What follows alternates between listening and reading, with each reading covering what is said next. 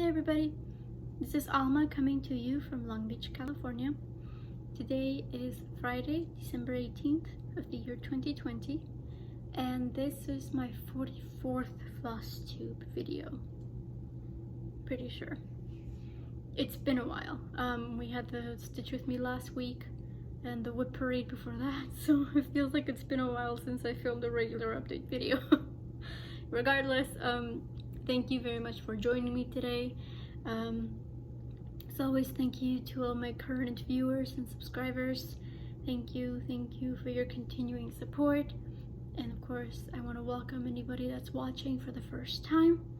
I hope that you like what you see and you find a reason to stay and subscribe and continue to follow me on my stitching journey. I'll be doing the update based on the last time that I showed you the whips on my whip parade. So if you haven't watched it, then I guess this is just the progress is just gonna be even bigger. I have quite a few whips to show you guys. Plus I also wanted to mention some plans, since I did get a few questions regarding some of the stuff I talked about during my Stitch With Me, so I wanted to go into a little bit more detail. So without further ado, let's get to the stitching. The first piece I wanted to show you is Heaven and Net Designs chart that I've started for Mania. So I started at the end of May this year. This is Mini Midnight Stroll. The artwork is by Julie Fain, and I started it along with Tess from Tess Stitches. We both love purple, and when I saw this chart, I showed it to her, and it was all over. But this is what I've done so far. So if you did see my whip parade, then you see I've done quite a bit. The last time you saw it, again, whip parade, I was pretty much just focused mostly on the sky over here. I was trying to keep away from the moon, but then I decided it's fine. It's gonna get done one way or another. So everything that you see pretty much inside that outline, that's what I've done. So I started doing the moon, but of course I did do the silhouette, and I'm still working on it, as you can see. Part of the reason why I decided to go ahead and start on the silhouette was because I wanted to get like fast stitches in, since I do want to finish my Magical Stitches Ultimate task. I think I have like 15, I forget if it's 1500, just maybe a little over 1,000 stitches that I need to do, and just stitching on one color is a nice easy way of getting those stitches done. So I'm really happy with how it's coming out, even though it's not exactly as pictured. I feel like it's a lot more pinks than the picture shows, but that's okay. I'm still in love with all those shades. So yeah, this is definitely going to keep being a focus, since it is going to be a gift. So hopefully I can finish that task before the end of the year. So this is actually this week's, so I did join Semi-Sane Stitchers. That group closes a lot, so I'm not sure if it's open for new membership now, but I did manage to get in while I could. And they have a challenge this month, and I think they're gonna have it next month as well, where it's called Choose My Whip, and you just post 2 or 3 whips, and then the other people participating in the event can vote for their favorite, and you know, the most popular whip wins, so that's the one that you have to focus on for that week.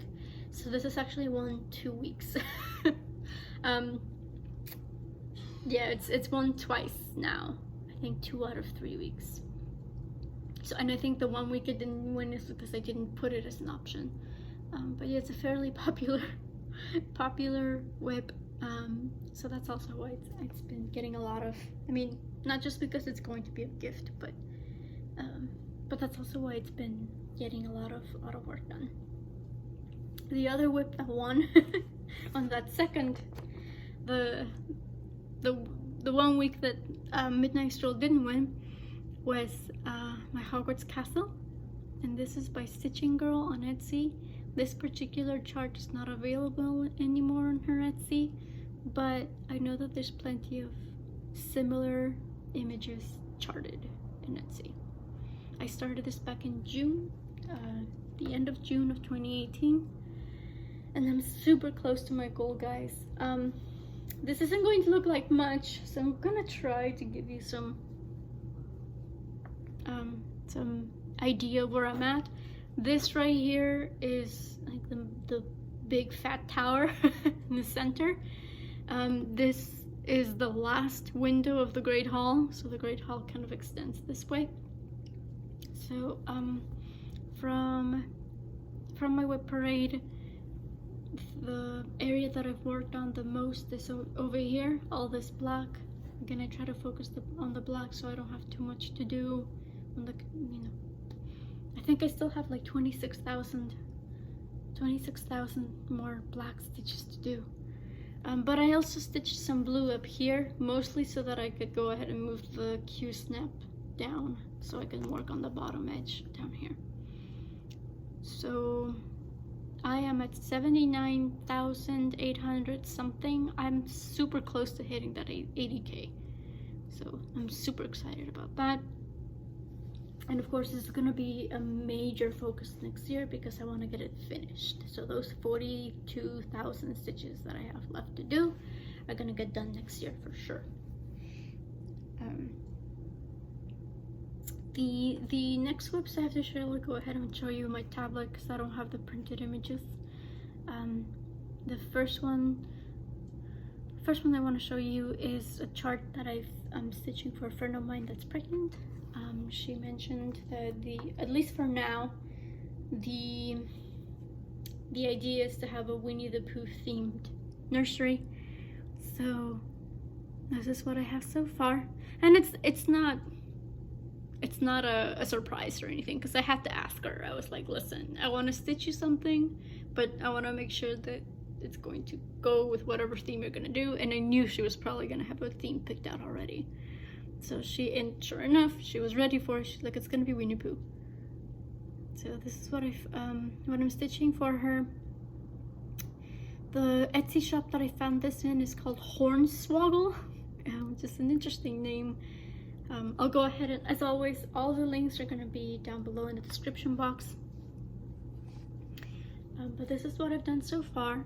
This is actually the whip that I used for my Stitch With Me last week. So if you watched it, then you know it's been getting a lot of love recently. So I finished his 2 arms and most of his torso, and I've decided to go ahead and start on the head.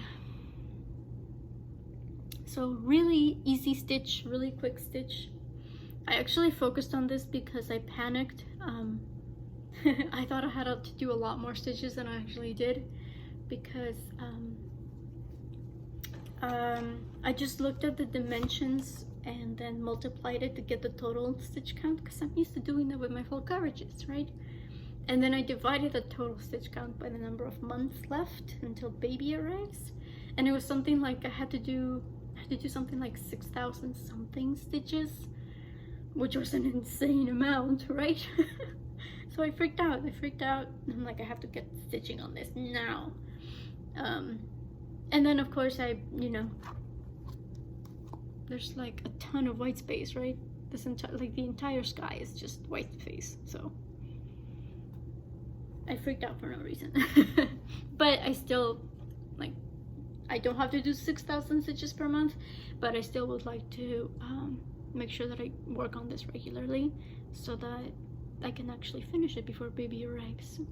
The last time I did something like this, it ended up being a birthday gift. Like, the baby was turning a year old when I finished it. So I would like to not have a repeat of it. The next piece that I've been working on is a pattern by Foxy Stitcher on Etsy. Again, all the links will be down below. This is the full moon.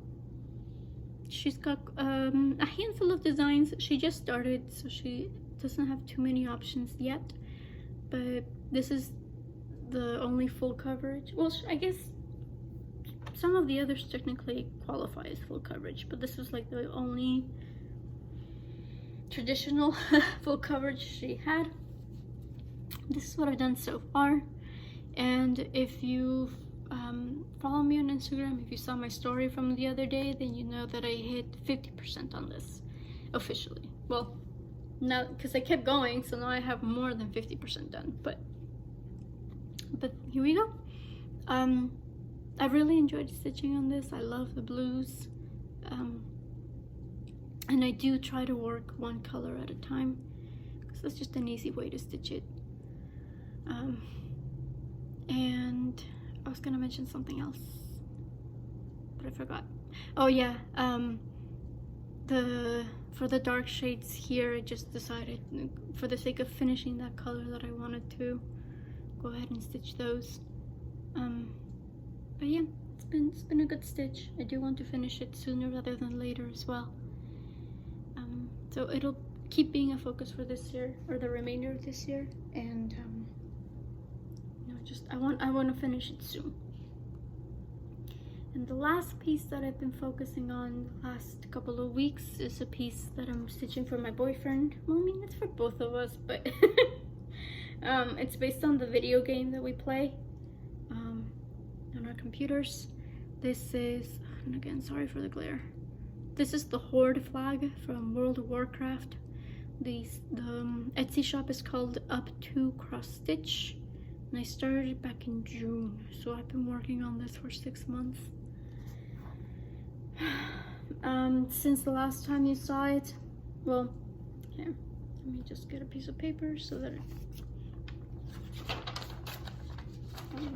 you can actually see it, because I know that black data sometimes tends to be weird with lighting.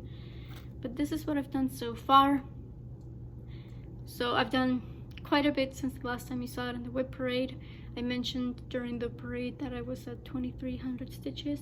I'm now at 4,600 stitches, so I've literally doubled the amount of stitches that I had so far, or that I had since then in the last 2 weeks. So if you follow me on Instagram and you saw my story, then you know that with this one I also reached not 100, 50%, but this entire top, it's off by 4 stitches. This tip and this tip are supposed to align, and that made me very sad. My boyfriend actually laughed at me because the day that I was working on this, where I realized the error, that was the day of my final. I had a final that day, and so I was stitching on this after the final, and bless him, like he meant well. Like, he turned around and he just saw the flag, and he's like, "It looks so pretty," and I'm just like, "It's crooked." And I just started bawling, and then he's like, "Wow, okay, so you didn't like cry or anything for your test, but you cry over this." And I'm just like, this is 6 months worth of effort. So what I'm gonna do, what I started doing, is I'm going to be adjusting the curves. Here, I'll pull up the image again, but I'm essentially going to be adjusting the curves on the top of the flag so that it so hopefully the difference won't be as, so here we go. Here's the image. So as you can see, I already, like on the top over here, there's supposed to be like 2 holes, and there's only 1. So again, that's me trying to attempt to correct the error. But I'm gonna have to adjust the curve on this side as well, because as it is, this bit is going to be like this negative space, this black area is going to be a lot thinner on this side. So I'm going to be adjusting the curve so that it goes inward. I don't know, sooner, question mark, I don't know how to explain it, but I'll be adjusting it so that it's thinner on this side as well, so that the difference won't be that much, at least for the curves. But that's still going to leave me with this entire side being 4 stitches too thin. So this bit is going to be, yeah, so this is going to be a little bit thicker and thinner. Hopefully, I mean, like, if you look at it from afar, I hope it's not too noticeable. But yeah, count, guys. This all happened because I didn't count properly, because what I did was I did this entire center and then I started working my way upwards. So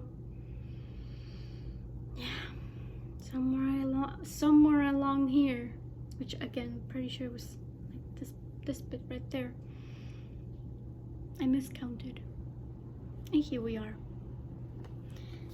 I still kept going on it because I knew that if I stopped stitching on it, I wasn't going to pick it back up for a while, and I thought, nope, I have to keep going, I have to power through. So I started stitching and started correcting the mistake, or not correcting it, but covering up. So yeah, so I'll keep working on it. I'll keep working on it until I finish it, but it was still a very, very sad day. But that is all that I have to show you this time. I did want to, as I mentioned, I did want to talk a little bit about plans, since, you know, the year's coming to a close. So the closer we get to the end of the year, the more groups start setting plans and getting ready.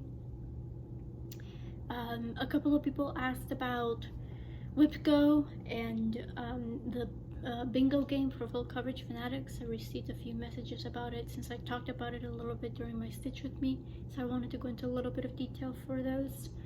The first one is Jessie Marie from Jessie Marie Does Stuff. She created this group for us called WhipGo, which is just bingo but with your whips, as the name implies. So I've created my board, so which I talked about during my Stitch With Me. The premise is you have one whip per space, and it's just a traditional bingo board with a free space in the center. Every month she calls, and this is random, but she calls 2 numbers, and so those 2 whips are the ones that you're going to focus on for that month. You set your own goals, you create your own board. People are, I mean, I just kind of wanted to keep it simple, and I decided for me the goal would be to use the called whip for at least 1 weekly task per week, because I figured that would get me maybe like anywhere from 1,000 to 1,200 stitches per month. And yeah, I just wanted to keep the board simple as well. Some people are doing an Excel template that's available, and it's involved. There's there's a way for you to mark whether it's called and done, or if you did the goal, like you've accomplished the goal and it's not called yet. For me, it doesn't, that particular scenario doesn't apply, but you have the option of choosing not to work on whatever number was called. She's not gonna force you to work on something that's just not, you're not feeling it. But yeah, as with bingo, the purpose, the goal is to go ahead and just get a bingo. So you eventually have to get either 4 in a row, or a column across, or like 4 corners on the center. So that's gonna be fun. I'm really enjoying. I enjoyed doing it this year for the most part. Eventually, I found it hard to include the called for whips into my plans. So that's why I decided this was a really good idea, was because if anything, even if it doesn't match a prompt, I can always do penalty stitches for the prompt. Like one way or another, that goal will work for me. And then the second bingo board that I talked about during my video is for Full Coverage Fanatics. So this year they did it in July, and I guess it was just really popular. They decided to bring it back, which I'm really happy about.